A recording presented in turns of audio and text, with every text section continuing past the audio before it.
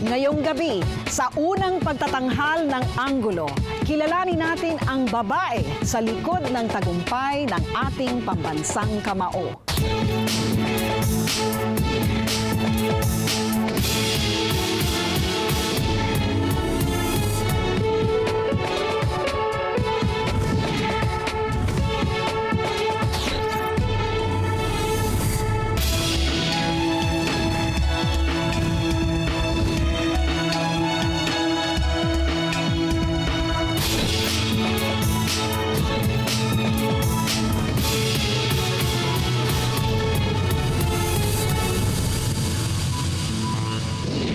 Sinong mag-aakalang ang isang simpleng dalaga mula sa Sarangani ang siyang magiging pundasyon ng tagumpay at tagapagtaguyod ng kayamanan ni Manny Pacquiao? Kung dati-rati nasa anino lamang siya ng pound-for-pound king, ngayon gumagawa na ng sariling ingay at pangalan si Mrs. Jinky Pacquiao. Samahan niyo ako, silipin natin ang anggulo ng glamorosa at malaray ng buhay ni Mrs. Pacman.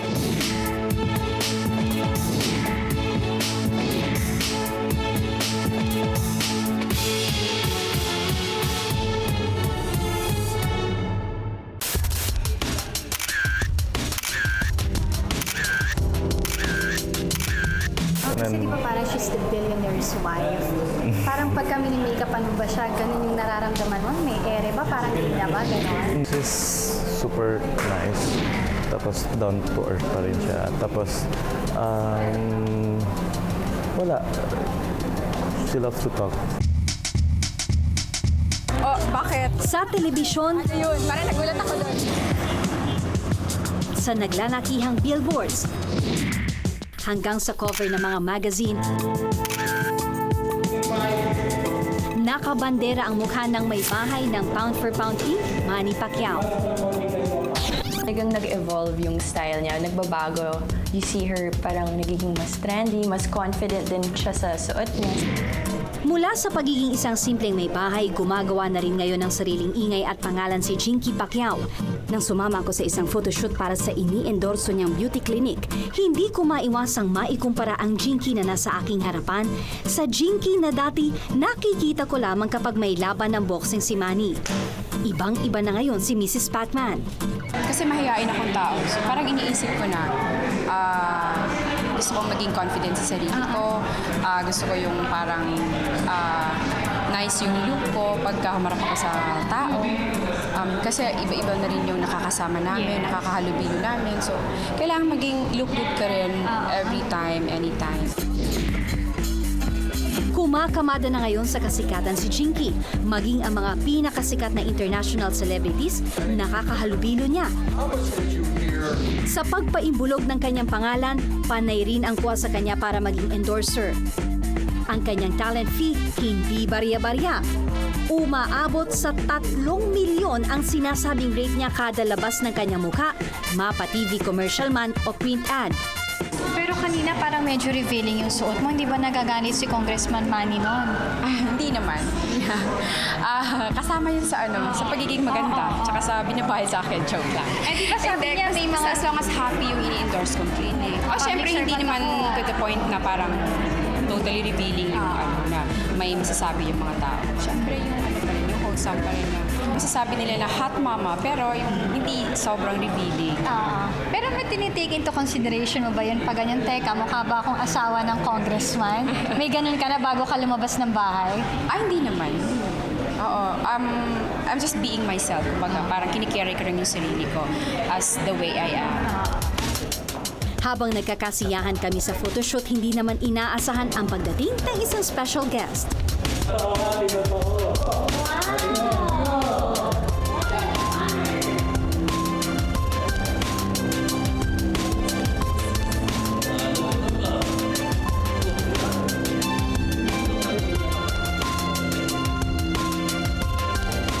Anong feeling pagka nakikita mo ang ganda-ganda ng misis mo?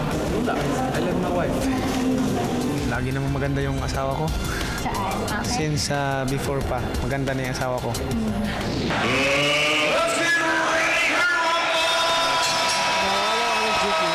Ang tinatamasa ngayon ni Jinky, dinala ng mga suntok ng kamao ni Manny. Noong nakaraang taon lamang, tinatayang kumita si Pacman ng $32 milyong sa kanyang laban kina Joshua Clottey at Antonio Margarito. Sa laban naman ni Pacman kay Shane Mosley, $30 million o mahigit sa ₱1 bilyong ang kanilang kinita. Wala pa rito ang kinikita ng pambansang kamao sa mga international at local endorsements. Itinuturing din si Pacman na pinakamayamang congressman sa bansa ngayon. Ayon sa kanyang Statement of Assets, Liabilities and Net Worth, mahigit sa ₱1 bilyon at ₱100 milyong ang idineklarang yaman ni Congressman Pacquiao sa katapusan ng 2010. Pero si Jinky hindi rin naman papahuli sa kita ng asawa. Sa ilang oras na photoshoot lamang, kumita na si Jinky ng ₱2 milyong. Sa mga bili-bili, wala naman. Hindi naman niya ako kini-question. Kasi alam naman niya na marunong din ako humawak ng pera. So wala na siyang masasabi. Kumbaga, parang hindi niya na ako parang, ay, wag yan, mga ganun. Sobrang mahal. Hindi siya ganun tao eh. Good afternoon, our esteemed guests, our beloved friends from the Pero sa kabila ng napakarangyang estado ngayon ng buhay ng pamilya Pacquiao, wais pa rin daw si Jinky pagdating sa pamamahala ng kanilang pera. Kahit busy ang schedule ng mag-asawang Jinky at Manny, hindi naman daw sila nagkukulang sa oras para sa kanilang 4 na anak. Nasamahan namin ang mag-asawa sa pagsundo sa airport kina Jimwell, Mike, Princess at Queenie. Sa Amerika kasi nagbakasyon ng mga bata noong school break.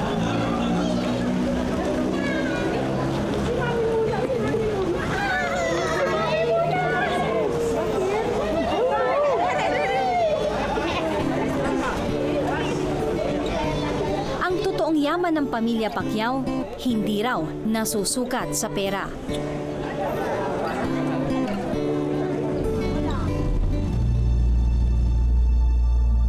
Isang 2-story house ang inuuwian ngayon ng mga Pacquiao sa Biñan, Laguna.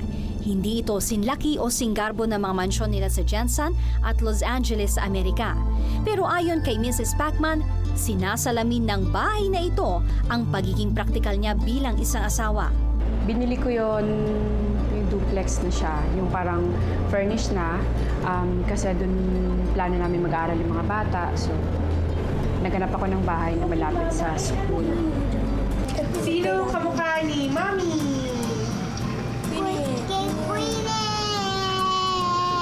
Sino kamukha ni Daddy?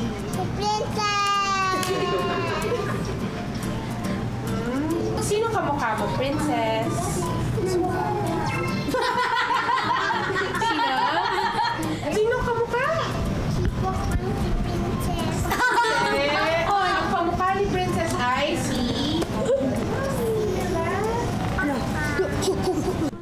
Hands-on mom din si Mrs. Pacman. Pag may klase mga bata, hinahatid ko sa school ng umaga. Sa Congress kasi for pananghapon siya nagdu-duty. So, yun, unahin ko mga bata and then si Manny. So, yun. What do you love most about her? Super love ko si Mami. Nararamdaman mo na love ka din ni Mami? Opo. Ayoko yung may nag-message sa akin yung mga anak ko kasi emotional ako. Hindi ko alam bakit. Pero ang kapansin-pansin sa bahay ng pamilya Pacquiao sa Laguna, walang makikita na kahit na anong boxing paraphernalia. Alam na ng mga anak ko na ayaw namin silang maging boxer. So, alam na rin nila. Kahit natanungin mo sila, sasagot nila ayaw ni Mama at ni Dad. Naintindihan nila. At kaya rin espesyal ang bahay na ito para kay Mrs. Pacman dahil dito pala nakatago ang kanyang mga luho, ang mga paborito niyang designer bags. Pag may fight si Manny, kahit every fight, isang bag, pwede. Kung ang ibang mga babae ay nangangarap lamang na magkaroon kahit isa lamang na Hermes bag, sa harapan ko po ngayon mayroong 16 na Hermes bags at lahat po yan pag-aari ni Mrs. Jinky Pacquiao. Hindi naman siya umabot ng 2M yung isa bag, hindi. Mga 1.2. Yun lang. Sa isang bag na pinakamahal. Kumbaga, nung nag-business ako ng boutique, yung mga hindi ko ginagamit, yun din inaabangan ng mga tao sa Gensan. At least parang hindi masyadong magastos, nababalik din yung pera na ginagastos ko. So, yun.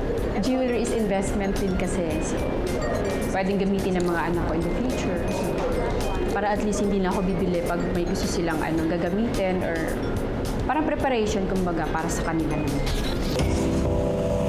Mula sa Laguna, tumungo kami sa Forbes Park, Makati. Dito pinapagawa ng mag-asawang Pacquiao ang kanilang dream house na itatayo sa 1,500 square meters na lote. Ang halaga raw nito tumataginting na 388 milyong piso. Walang plano yung may-ari na bibenta yung bahay. Yun. Tapos parang naano niya na bumabalik kami doon, tinitingnan namin. Nagkaroon ng bulong-bulungan na may planong umatras sa mga Pacquiao sa pagbili ng mansyong ito, pero ayon kay Jinky, unang kita pa lamang niya sa mansyon, desidido na raw siyang bilhin ito. Naghahanap ako ngayon para sa mga gamit, ganyan. Sino yung pwedeng mag-interior, kung sino yung the best interior designer.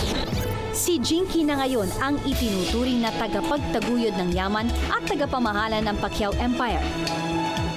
Ang reyna sa buhay ni Pacman, tuloy-tuloy ang pagpapalawak at pagpapatatag ng kanilang kaharian.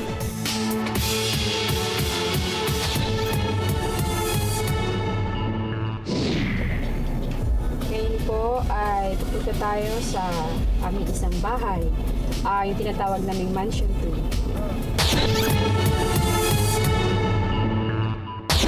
Bago pa man naging Mrs. Pacman, isang simpleng probinsyana lang si Maria Geraldine Hamora.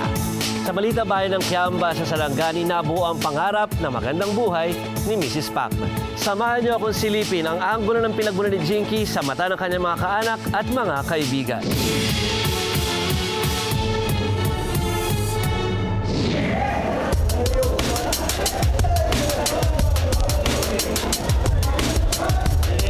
Dati-rati, World Class 2 na lamang ay pinagmamalaki ng General Santos City sa Mindanao. Pero ngayon, sikat na sa buong mundo ang probinsyang ito dahil na rin sa kasikatan ng kailang pinagmamalaking anak, ang boxing champ na si Manny Pacquiao.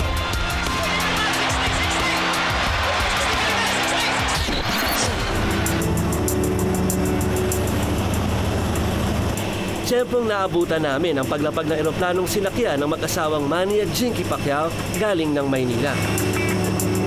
Gaya ng inaasahan, sinalubong sila ng kailang fans at mga kababayan.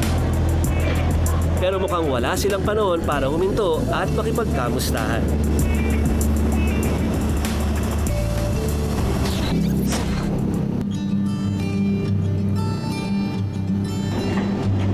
Kinabukasan, maswerte kaming pinaunlakan ng pamilya Pacquiao para makapasok sa kanilang mansyon.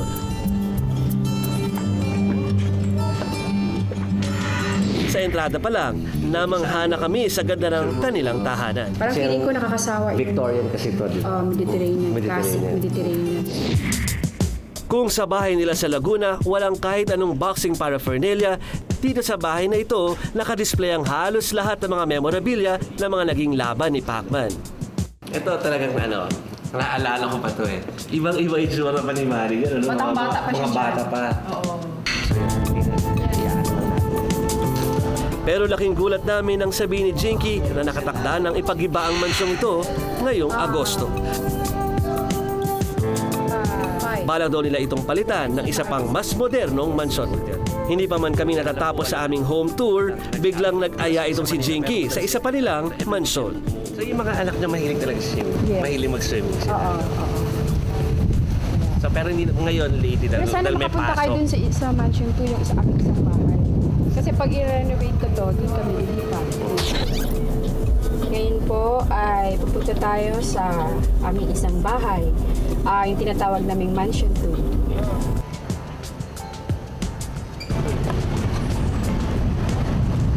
Pagdating sa aming destinasyon, ito ang sumalubong sa amin. Jinky, napawawa ko. Napawawa ko. Ibang iba siya. Mas maganda.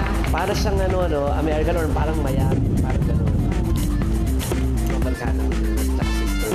Kasi mas malaki nga siya. So, maganda. Jinky, ang ganda ng bathtub mo. Yes, oo. Sa tansya ko, hindi hamak na mas malaki ito kumpara sa Mansion 1. Tinatayang 5,000 square meters ang kabuang laki ng mansyong ito at nagkakahalaga ng hindi bababa sa 50 milyong piso. Ang marangyang buhay na tinatamasa ngayon ng pamilya Pacquiao, malayong malayo raw sa kinagisnang buhay nitong si Jinky.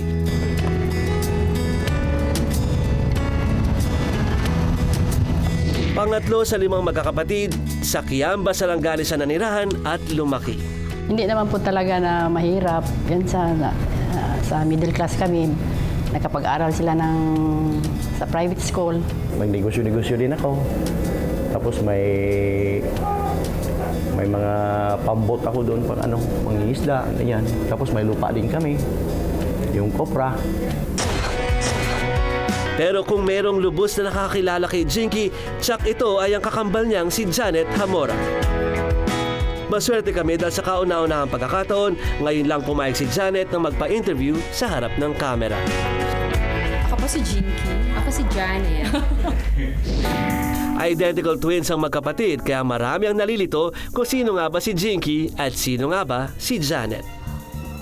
So, ugali naman, ako mas prangka, tsaka mahiyain siya. Parang sanay na siya. Sanay na sa... Tila nakatakda na nga ang kasikatan sa dugo ng magkapatid. Noon pa man, sikat na sila sa kanilang paaralan, palagi raw silang nananalo sa mga beauty contest. Kami yung parang binuvote ng mga kaklase namin na halimbawa pag may mga search, ganyan, pag may mga beauty pageant sa school, so kailangan, hindi talaga... Siya lagi sumasali, ako hindi. Oo, nasasali talaga yung names namin. At kahit ngayong Mrs. Pacman na siya, ayaw pa rin mawalay ni Jinky kay Janet. Enjoy lang kami, magkasama kami lagi. Hindi nga pwedeng parang pag wala siya, parang namimiss kaagad namin yung isa't isa. Lahat ng mga pangangailangan namin, binibigay niya. Yun. Kayo po nga? Siyempre, mahal na mahal kasi pagkapamilya mo, yung unconditional love, parang walang ay, pangit. Bakit po kayo naiiyak? Umpisa ka. Wala, basta yung siyempre pamilya, at the end of the day, pamilya mo rin naman yung makakasama mo. Kahit na anong mangyari sa buhay mo. Yun, sila lang yung malalapitan mo, kumbaga. Wala lang iba. Although you have friends, you have everything, pero hindi naman sa material na bagay or sa may pera ka, kaya mo na ang lahat, di ba? Kahit na may problema ka. Ganun pa rin siya. Siguro naging emotional lang kasi minsan pag may pinagdadaanan, sila yung nakakaalam lahat. Sila yung nag-a-advise sa akin. Sila yung minsan kailangan, sinasabi nila na kailangan walang iwanan, ganun. Hindi natin kailangan iwan. Kasi syempre alam naman natin pagka may problema, kailangan talagang may masasandalan. So sila yung nandyan sa akin.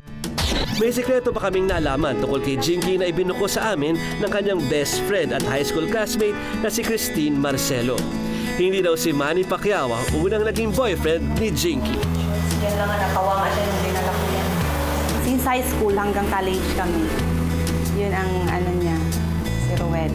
Kasi maraming naliligaw talaga sa kanya. Si Christine daw ang palaging chaperone ni Jinky sa tuwing magde-date ito noon. Strict yung parents niya. Kahit nung mga dalaga na sila, may mga work na, strict talaga. Pagtungtong ng kolehiyo, kumuha ng kursong business management si Jinky sa University of Mindanao. Pero sa kasamaang palad, hindi niya natapos ang kanyang pag-aaral. Para makatulong sa pamilya, nagtrabaho sa Fitmart Mall sa Jensen si Jinky bilang isang beauty consultant para sa isang kilalang beauty product. Madiskarte raw sa pagbebenta si Jinky, kaya naman palaging umaabot sa kota. Actually, magaling siya mag-sales stock ng kanyang produkto, ganun. Kasi basta friendly talaga siya. Pag may customer, nilalapitan niya at saka i-offer yung kanyang mga produkto. Nagsisimula pa lang noon sa larangan ng boxing itong si Manny.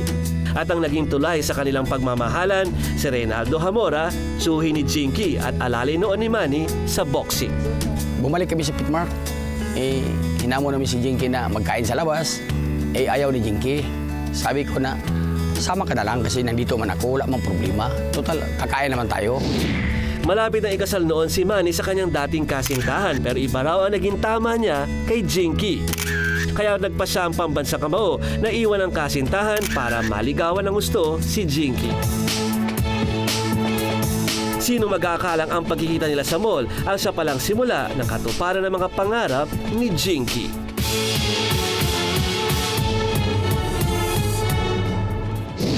Ano sa pwedeng gawin ni Manny para sabihin kayo na talaga?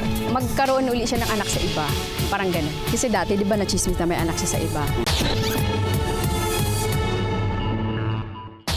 Malamay das touch daw sa paghawak ng pera ang may bahay ni Manny Pacquiao.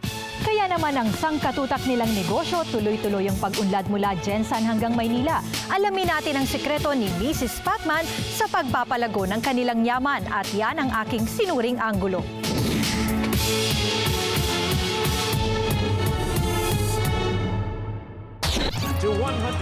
Bilang may bahay ng isa sa pinakamayamang atleta sa mundo, malaki ang papel ni Mrs. Pacman sa pagiging ingat yaman ng kanilang pera at ari-arian.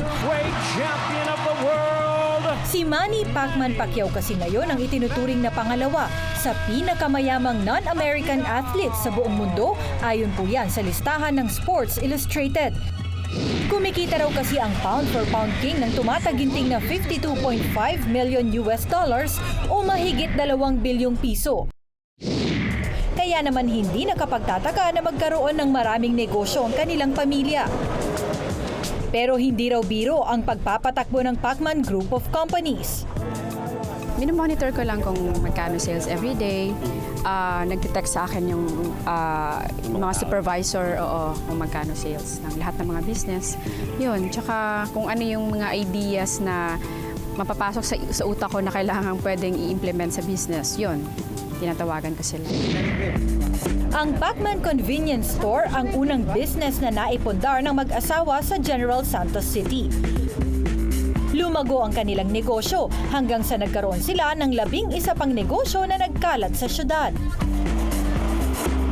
Kapag nasa Jensan, sinisikap ni Jinky na puntahan isa-isa ang kanilang mga negosyo. Nandito tayo ngayon sa taas ng MP Tower dito sa Maynila. Meron itong 8 palapag at merong 2 floors na parang hotel na binubuksan sa mga guest. Isa sa pinakamalaking investment ng Pacquiao Group of Companies ang MP Tower sa Sampaloc, Maynila.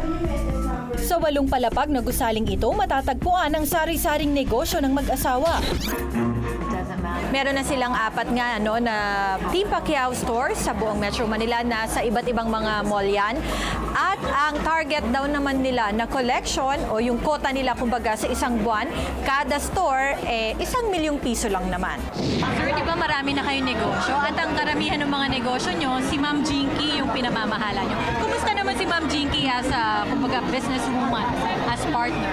Okay naman, ayos naman. Maganda pagdala niya sa mga business namin at nagsasuggest na lang ako kung anong gagawin.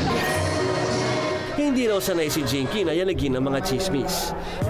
Pero sa pagdaan ng panahon, natutunan na rin daw niyang salagi ng mga ito. Kailangan hindi ka pwedeng basta-basta lang sakta ng lalaki. Kailangan matapang ka na harapin lahat yun. Tsaka tawanan mo lang, kumbaga, para at least para mag-isip sila na, uy, parang iba ka na ngayon na, parang gano'n. Kasi ayoko na yung nakikita akong umiiyak ako. Parang wala lang nangyari, parang nahihirapan. Mga ganun lang, parang nahihirapan lang ako sa sarili ko na mga ganun. Wala namang ikabubuti sa akin. Marahil ang pinakamatinding intriga na hanggang ngayon iniinda ni Jinky ang pambababae di umano ni Manny Pacquiao. Ilang babae na rin ang naling sa pambansang kamao. Say we've never worked together. Ang siste pa, napabalita rin na nagkaroon ng anak sa labas itong si Manny. Lahat daw ito, pinagtiisan ni Jinky. Ano pinaka sa pwedeng gawin ni Manny para sabihin kayo na talaga? Magkaroon uli siya ng anak sa iba. Parang ganun. Kasi dati, di ba, na-chismis na may anak siya sa iba. Tapos, yun, pag may babae na magkaroon siya ng anak. Ganun. Pero sabi mo, lesson, nagkaroon talaga dati.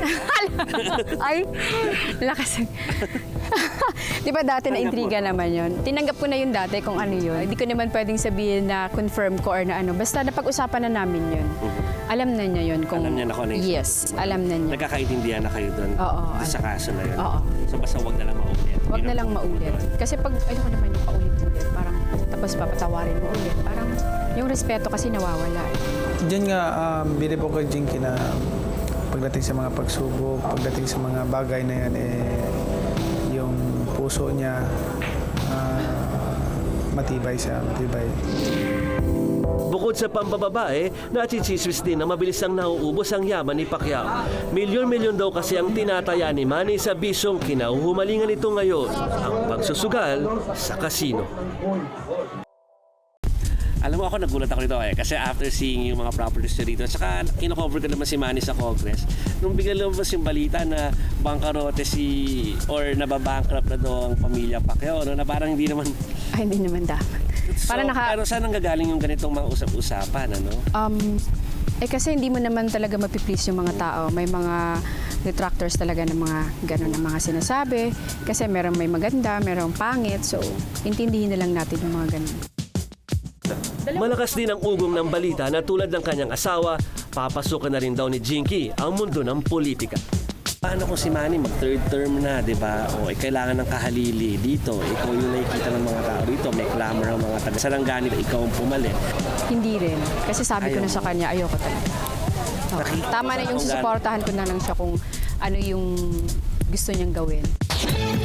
Kung iisipin na kay Jinky na ang lahat ng pwedeng hilingin ng isang babae. Kayamanan, kasikatan, kapangyarihan, isang marangyang buhay na talaga namang kaiinggitan ni numan. Pero may mga bagay na talagang hindi kayang solusyonan ng pera o kapangyarihan. Ngunit nakahanda raw si Jinky na harapin ang lahat ng problema, alang-alang sa kapakanan ng kanyang pamilya. Simple at mapagkalingap, ngunit matapang at palaban. Ito ang mukha ng isang Mrs. Pacman.